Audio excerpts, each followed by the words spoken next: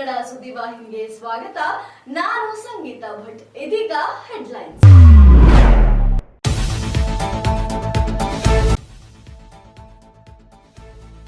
23 ವರ್ಷಗಳ ಬಳಿಕ ಮತ್ತೆ ಫ್ಯಾನ್ಸ್ ಜೊತೆ ಕುಳಿತು ಅಪ್ಪು ಸಿನಿಮಾ ನೋಡಿದ ರಮ್ಯಾ.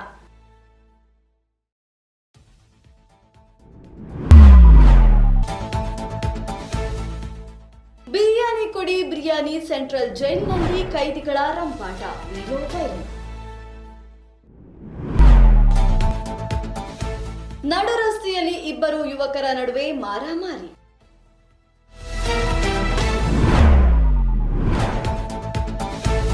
ಸತತ 4 ಗಂಟೆಗಳ ರೋಚಕ ಕಾರ್ಯಾಚರಣೆ ಬಳಿಕ ಒಂದು ಪುಂಡಾಣೆ ಸೆರೆ.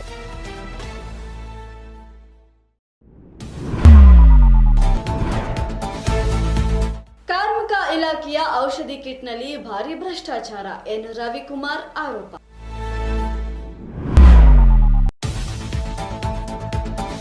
ದ್ವಿಚಕ್ರ ವಾಹನಕ್ಕೆ ಟಿಪ್ಪರ್ ಡಿಕ್ಕಿ, ಸ್ಥಳದಲ್ಲಿ ಮೃತಪಟ್ಟ ಸವಾರ.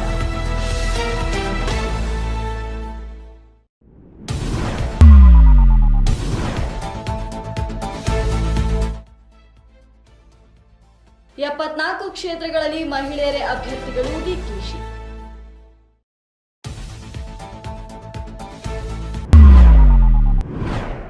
ಕಲಬುರಗಿ ದತ್ತಾತ್ರೇಯ ದೇವಾಲಯದಲ್ಲಿ ಮಂಗಳಮುಖ್ಯರ ಮಾರಾಮಾರಿ.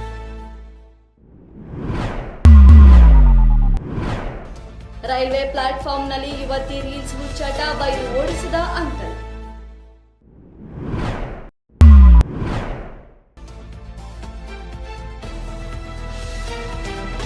ಕೋರಮಂಗಲದಲ್ಲಿ ಸಿಲಿಂಡರ್ ಕಳ್ಳರ ಹಾವಳಿ.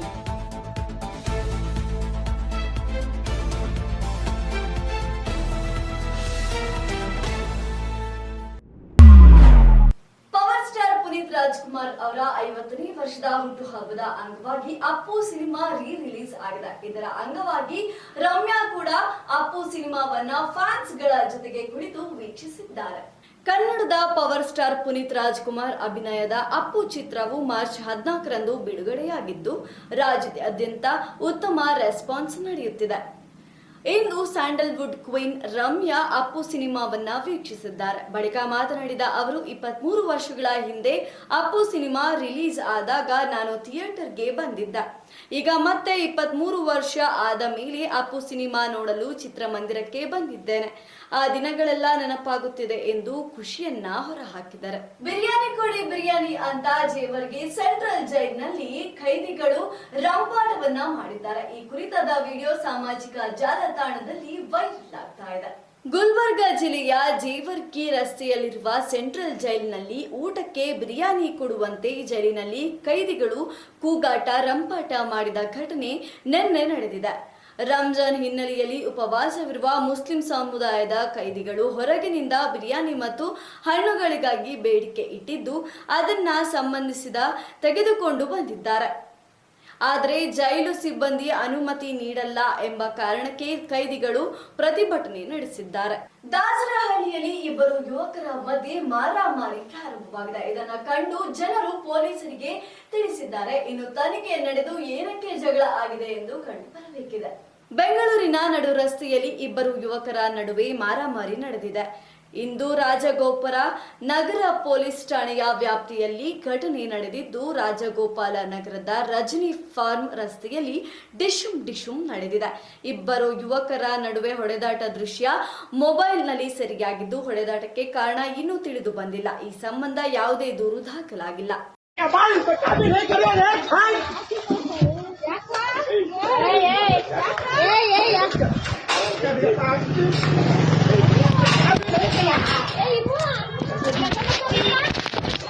ಹಾಸನ ಜಿಲ್ಲೆಯಲ್ಲಿ ದಿನದಿಂದ ದಿನಕ್ಕೆ ಪುಂಡಾನೆಗಳ ಕಾಟ ಹೆಚ್ಚಾಗುತ್ತದೆ. ನಿನ್ನೆ ಬರೋಬ್ಬರಿ 4 ಗಂಟೆಗಳ ಕಾಲ ಸತತ ಕಾರ್ಯಾಚರಣೆ ನಡೆಸಿ ಪುಂಡಾನೆಗಳನ್ನ ಸೆರೆ ಹಿಡಿಯಲಾಗಿದೆ. ಹಾಸನ ಜಿಲ್ಲಾದ್ಯಂತ ಕಾಡಾನೆಗಳ ಅಟ್ಟಹಾಸ ಮುಂದುವರೆದಿದ್ದು, ಕಳೆದ 2 ತಿಂಗಳುಗಳಲ್ಲಿ 4 ಜನರು ಕಾಡಾನೆ ದಾಳಿಗೆ ಬಲಿಯಾಗಿದ್ದಾರೆ. ಇದರ ಬೆನ್ನಲ್ಲೇ ಇದರ ಬೆನ್ನಲ್ಲೇ ಇದೀಗ ಕಾಡಾನೆ ಸೆರೆ ಕಾರ್ಯಾಚರಣೆ ಮಾಡಲಾಗಿದ್ದು ಸತತ 4 ಗಂಟೆಗಳ ಕಾರ್ಯಾಚರಣೆ ನಂತರ ಒಂಟಿಸಲಗವನ್ನ ಜಿಲ್ಲೆಯ ಬೇಲೂರು ತಾಲೂಕಿನ ಬೀಳ್ಕೋಡು ಬಳಿಯ ಎಸ್ಟೇಟ್ನಲ್ಲಿ ಸೆರೆ ಹಿಡಿಯಲಾಗಿದೆ. ಅರವಳಿಕೆ ಮದ್ದು ನೀಡಿ ಅರಣ್ಯ ಸಿಬ್ಬಂದಿ ಕಾಡಾನೆ ಸೆರೆ ಹಿಡಿದಿದ್ದಾರೆ.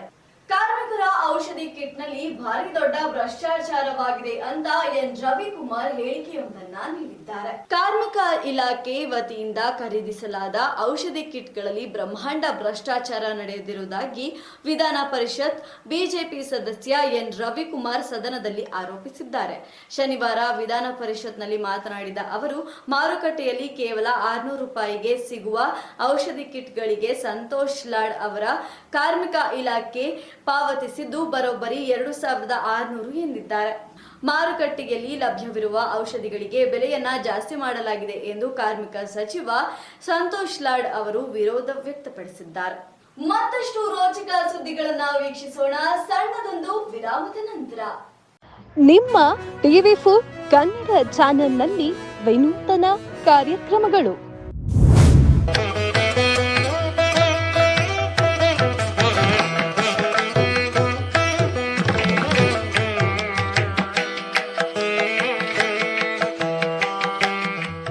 ದೇವಸ್ಥಾನದ ಬಗ್ಗೆ ಸಂಪೂರ್ಣ ಮಾಹಿತಿ ನೀಡುವ ಕಾರ್ಯಕ್ರಮ ದೇಗುಲ ಮಹಿಮೆ.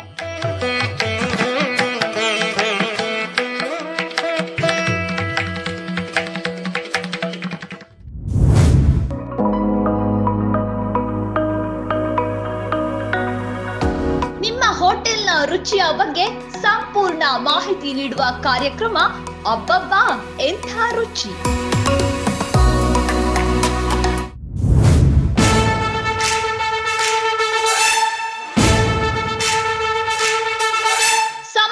ಸೇವಕರ ಬಗ್ಗೆ ಜನತೆಗೆ ತಿಳಿಸುವ ಕಾರ್ಯಕ್ರಮ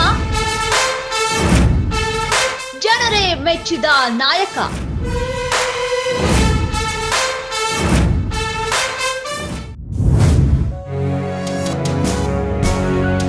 ಕನ್ನಡ ಚಲನಚಿತ್ರಗಳ ಬಗ್ಗೆ ಸಂಪೂರ್ಣ ಮಾಹಿತಿ ನೀಡುವ ಕಾರ್ಯಕ್ರಮ ಫಿಲ್ಮಿ ಚಿಟ್ ಚಾಟ್.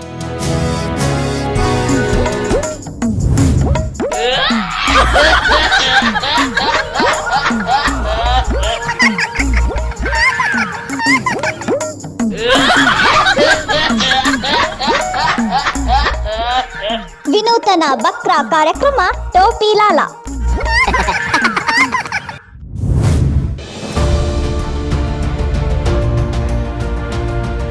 ನೇರ ಜನರ ಮಾತು TV4 ಕನ್ನಡ ಚಾನೆಲ್ನೊಂದಿಗೆ ವಿಶೇಷ ಕಾರ್ಯಕ್ರಮ ಪಬ್ಲಿಕ್ ರೌಂಡ್ ಅಪ್. ನಿತ್ಯ ನಿಜ ನಿರಂತರ ತಾಜಾ ಸುದ್ದಿಯೊಂದಿಗೆ ನಿಮ್ಮ TV4 ನ್ಯೂಸ್ ಚಾನೆಲ್. ವಿರಾಮದ ನಂತರ TV4 ಕನ್ನಡ ಸುದ್ದಿವಾಹಿನಿಗೆ ಮತ್ತೆ ಸ್ವಾಗತ. ದ್ವಿಚಕ್ರ ವಾಹನಕ್ಕೆ ಟಿಪ್ಪರ್ ಒಂದು ಡಿಕ್ಕಿ ಹೊಡೆದ ಘಟನೆ ನಿನ್ನೆ ಆಂಧ್ರ ಪ್ರದೇಶದಲ್ಲಿ ನಡೆದಿದೆ. ಬೈಕ್ ಸವಾರ ಸ್ಥಳದಲ್ಲೇ ದಾರುಣ ಸಾವನ್ನಪ್ಪಿದ್ದಾನೆ. ಬೈಕ್ ಸವಾರನ ಮೇಲೆ ಟಿಪ್ಪರ್ ಹರಿದು ಸವಾರ ಸ್ಥಳದಲ್ಲೇ ಸಾವನ್ನಪ್ಪಿದ ಘಟನೆ ಆಂಧ್ರದ ಮಚಿಲಿಪುರಂ ಬೈಪಾಸ್ನಲ್ಲಿ ಶನಿವಾರ ನಡೆದಿದೆ.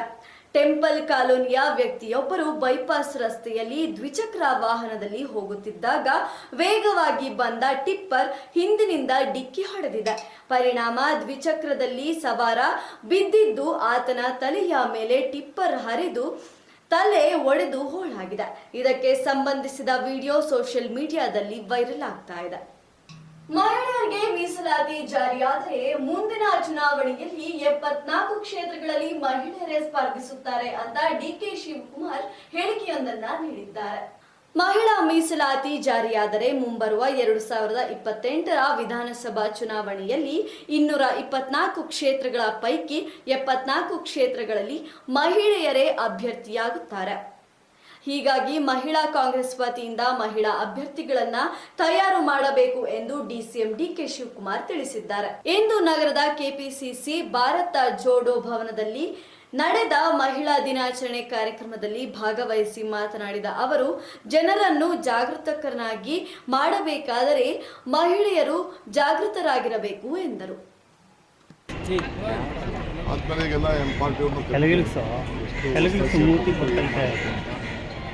ಕೆಲವೆಲ್ಲ ಅನ್ಅಫಿಷಿಯಲ್ ಆಗಿ ಕೆಲವು ಸಲಹೆಗಳನ್ನು ಕೊಟ್ಟಿದ್ದಾರೆ.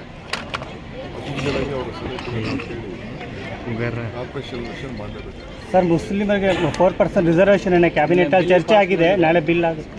ಯಾರು ಹೇಳಿದ್ದು 4% ಮುಸ್ಲಿಂ ಕೊಡ್ತಾ ಇಲ್ಲ? 4% ಅನ್ನೋದು ಸುಳ್ಳು. ಇನ್ನೆಷ್ಟು ಪರ್ಸೆಂಟ್ ಸರ್? ಅಲ್ಪಸಂಖ್ಯಾತರಿಗೆ ಅಂತಿದೆ. ಅಲ್ಪಸಂಖ್ಯಾತರು, ಬ್ಯಾಕ್ವರ್ಡ್ ಕ್ಲಾಸು ಅಂತ ಇದೆ. ಎಲ್ಲ ಮೈನಾರಿಟಿಯಿಂದ ಎಲ್ಲರೂ ಸೇರ್ತಾರೆ.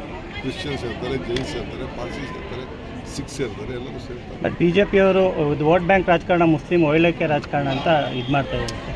ನಮ್ಮನ್ನ ನೆನೆಸ್ಕೊತಾ ಇರಬೇಕು, ಮಾತಾಡ್ತಾ ಇರಬೇಕು, ಗಟ್ಟಿ ಮಾಡ್ತಾ ಇರಬೇಕು. ಅವರು ನಾವು ಬೇರೆಯವ್ರ ಹಕ್ಕನ್ನು ಯಾರ ಹಕ್ಕನ್ನು ತೆಗೆದಾಕ್ತಾರೆ. ಬೇರೆಯವ್ರ ಹಕ್ಕನ್ನು ಅವ್ರು ಕೊಡ್ತಾ ಇದ್ದೀವಿ, ಅವ್ರಿಗೆ ಒಂದು ಅವ್ರು ಬದುಕೋಬೇಕಲ್ಲ. ಕಲಬುರಗಿಯ ದತ್ತಾತ್ರೇಯ ದೇವಾಲಯದಲ್ಲಿ ಮಂಗಳ ಮುಖ್ಯರು ಯಾವುದೋ ಕಾರಣಕ್ಕೆ ಮಾರಾಮಾರಿ ನಡೆಸಿದ್ದಾರೆ. ಈ ಕುರಿತಾದ ವಿಡಿಯೋ ಸಾಮಾಜಿಕ ಜಾಲತಾಣದಲ್ಲಿ ವೈರಲ್ ಆಗ್ತಾ ಇದೆ. ಕಲಬುರಗಿ ಜಿಲ್ಲೆಯ ಅಫಜಲಪುರ ತಾಲೂಕಿನ ಸುಕ್ಷೇತ್ರ ಗಾಣಗಾಪುರ ದತ್ತಾತ್ರೇಯ ದೇವಾಲಯದಲ್ಲಿ ಶನಿವಾರ ರಾತ್ರಿ ಮಂಗಳಮುಖಿಯೊಬ್ಬರು ಪರಸ್ಪರ ಕೂದಲು ಹಿಡಿದು ನೆಲದಲ್ಲಿ ಉರುಳಾಡಿ ಹೊಡೆದಾಡಿಕೊಂಡಿರುವ ಘಟನೆ ನಡೆದಿದೆ. ಘಟನೆಯ ವಿಡಿಯೋವನ್ನ ಸ್ಥಳೀಯರು ತಮ್ಮ ಫೋನ್ನಲ್ಲಿ ಸೆರೆ ಹಿಡಿದು ಸಾಮಾಜಿಕ ಜಾಲತಾಣದಲ್ಲಿ ಹಂಚಿಕೊಂಡಿದ್ದಾರೆ. ಆದರೆ ಜಗಳಕ್ಕೆ ಕಾರಣ ಏನು ಅಂತ ಇನ್ನೂ ತಿಳಿದು ಬಂದಿಲ್ಲ. ಈ ಕುರಿತು ಅಫಜಲಪುರ ಪೊಲೀಸ್ ಠಾಣೆಯಲ್ಲಿ ಪ್ರಕರಣ ದಾಖಲಾಗಿದೆ.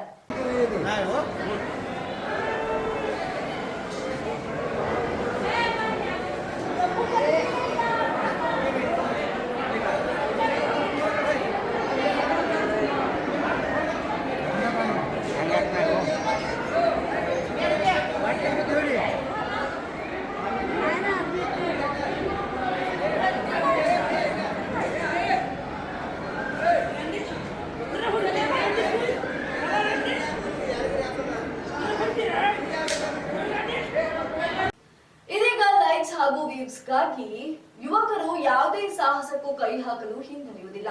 ಇಲ್ಲೊಂದು ಯುವತಿ ರೀಲ್ಸ್ಗಾಗಿ ರೈಲ್ವೆ ಸ್ಟೇಷನ್ ನಲ್ಲಿ ಅಸಭ್ಯ ವರ್ತನೆ ಮಾಡಿರುವ ಕಾರಣ ಅಲ್ಲಿದ್ದ ಅಂಕಲ್ ಬೈದು ಓಡಿಸಿದ್ದಾರೆ. ಈ ಕುರಿತಾದ ವಿಡಿಯೋ ಸಾಮಾಜಿಕ ಜಾಲತಾಣದಲ್ಲಿ ವೈರಲ್ ಆಗ್ತಾ ಇದೆ. ರೈಲ್ವೆ ಪ್ಲಾಟ್ಫಾರ್ಮ್ ನಲ್ಲಿ ರೀಲ್ಸ್ ಮಾಡುತ್ತಿದ್ದ ಯುವತಿಯನ್ನ ವ್ಯಕ್ತಿಯೊಬ್ಬರು ತಳ್ಳಿ ಕ್ಲಾಸ್ ತೆಗೆದುಕೊಂಡಿರುವ ವಿಡಿಯೋ ಸಾಮಾಜಿಕ ಜಾಲತಾಣದಲ್ಲಿ ವೈರಲ್ ಆಗ್ತಾ ಇದೆ. ವಿಡಿಯೋದಲ್ಲಿ ಪ್ಲಾಟ್ಫಾರ್ಮ್ ನಲ್ಲಿ ಇಬ್ಬರು ವ್ಯಕ್ತಿಗಳು ನಿಂತು ಮಾತನಾಡುತ್ತಿದ್ದ ವೇಳೆ ಏಕಾಏಕಿ ಯುವತಿ ರೀಲ್ಸ್ ಮಾಡುತ್ತಾ ಡ್ಯಾನ್ಸ್ ಮಾಡಲು ಮುಂದಾಗಿದ್ದಾಳೆ. ಇದರಿಂದ ಕೋಪಗೊಂಡ ವ್ಯಕ್ತಿ ಯುವತಿಯನ್ನ ಅಲ್ಲಿಂದ ದೂರಕ್ಕೆ ತಳ್ಳಿ ಬೈದು ಕಳುಹಿಸಿದ್ದಾರೆ. ಇನ್ನು ಈ ಘಟನೆ ಯಾವಾಗ ಹಾಗೂ ಎಲ್ಲಿ ನಡೆದಿದೆ ಎಂದು ತಿಳಿದು ಬಂದಿಲ್ಲ.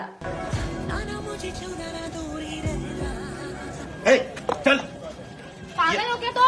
ये तमाशे करने की जगह है क्या? ये रेलवे स्टेशन है ना? तमाशे करने की वीडियो बना रही कहीं पर भी चुप रहा करो। धक्का कैसे दिया आपने? क्यों नहीं दूंगा? धक्का कैसे दिया इन्होंने? पुलिस को बुला दी। धक्का कैसे क्या दिया तुमने? क्यों नहीं दूंगा? आवाज कम करके बात करो। मेरे साथ भी आवाज कम कर से बात करना। समझो ना, रुको ना, अभी तुमको कहीं पर भी गए तो तमाशे। ये रेलवे तुम्हारे बाप का रेलवे स्टेशन है क्या? धक्का भी दिया इन्होंने। रुको, बात करने का यहाँ पे मेरा वीडियो शूट कर रही थी तो इन्होंने मुझे धक्का दिया जानबूझ के। धक्का दिया इन्होंने। ये इधर उधर पूरे रील बनाते, कहीं पर भी जा, किधर भी मान भी लेती हूँ ना, तो आप बोलो उसको, बच्ची है समझा के धक्का दे के कैसा धक्का दे रही इनकी लगती हूँ क्या मैं? कुछ धक्का देंगे मुझे? ठीक है दीदी, माफ करना। आप नहीं सिखा सकते हमको, समझे ना? पब्लिक देखना। सॉरी बोल रहे ना, सॉरी बोल अरे लेकिन धक्का कैसे? सॉरी बोल रहे ना बेटा, सॉरी बोले ना उन्होंने, सॉरी बोल दिया ना उन्होंने। ठीक है। ಚಿನ್ನಾಭರಣ ಕಳ್ಳರನ್ನು, ಹಣಗಾಸು ಕಳ್ಳರನ್ನು ನಾವು ಕಂಡಿದ್ದೇವೆ. ಆದ್ರೆ ಇಲ್ಲೀಗ ಕೋರಮಂಗಲದಲ್ಲಿ ಸಿಲಿಂಡರ್ ಕಳ್ಳರ ಹಾವಳಿ ಜಾಸ್ತಿ ಆಗಿದೆ. ಈ ಕುರಿತಾದ ವಿಡಿಯೋ ಸಿಸಿ ಕ್ಯಾಮೆರಾದಲ್ಲಿ ಸೆರೆಯಾಗಿದ್ದು ಸಾಮಾಜಿಕ ಜಾಲತಾಣದಲ್ಲಿ ವೈರಲ್ ಆಗ್ತಾ ಇದೆ. ಬೆಂಗಳೂರಿನಲ್ಲಿ ಸಿಲಿಂಡರ್ ಕಳ್ಳರ ಹಾವಳಿ ಹೆಚ್ಚಾಗಿದ್ದು ಈಜಿಪುರ, ಕೋರಮಂಗಲ ಸೇರಿದಂತೆ ಹಲವು ಕಡೆ ಸಿಲಿಂಡರ್ ಕಳ್ಳತನ ಹೆಚ್ಚಾಗಿದೆ. ಮನೆಗಳ ಹೊರಭಾಗದಲ್ಲಿ ಇಟ್ಟಿರುವ ಸಿಲಿಂಡರ್ ಅನ್ನು ಕಳ್ಳರು ಕದ್ದೊಯ್ದಿದ್ದಾರೆ. ಮನೆ ಪಾರ್ಕಿಂಗ್ ಲಾಟ್ನಲ್ಲಿರುವ ಸಿಲಿಂಡರ್ ಅನ್ನು ಕೂಡ ಕದ್ದೊಯ್ದಿರುವ ದೃಶ್ಯ ಸಿಸಿ ಕ್ಯಾಮೆರಾದಲ್ಲಿ ಸೆರೆಯಾಗಿದೆ. ಸಿಲಿಂಡರ್ ಕಳ್ಳರ ಕಾಟಕ್ಕೆ ಬೆಂಗಳೂರಿನಲ್ಲಿ ಜನರು ಬೇಸತ್ತು ಹೋಗಿದ್ದಾರೆ.